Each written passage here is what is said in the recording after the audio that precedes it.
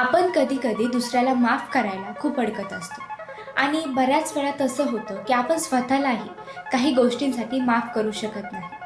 पण खरी गोष्ट काय आहे?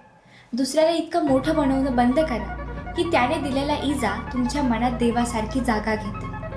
जर कोणीतरी तुम्हाला इतकं जोराचा घाव दिला, की तुम्ही तो विसरूच शकत नाही, तर त्या घाव देणाऱ्याला तुम्ही किती मोठं बनवलंय ते पहा.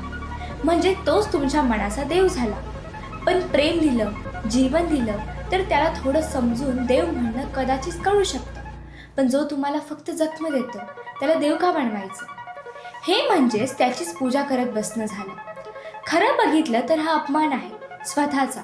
ज्याने तुम्हाला इजा दिली, त्याला मनात ठेवून तुम्ही पुन्हा पुन्हा त्याच वेदनेची आराधना करत राहता. पण तो माणूस त्या लायकीचाच नव्हता, की त्याला इतकी जागा द्यावी. फॉरगिव्हनेस हा शब्द विसरा. माफ करायचं नाही, तर विसरायचं. I didn't forgive, I just forgot. आणि त्यालाच ते लायकीचं आहे, की त्याला माफ नाही, तर थेट विसरून टाका. मन छोटी जागा आहे. तिथे कोणतीही गोंधळाची गोष्ट ठेवली, तर चांगल्या गोष्टीला स्थान कुठे मिळणार?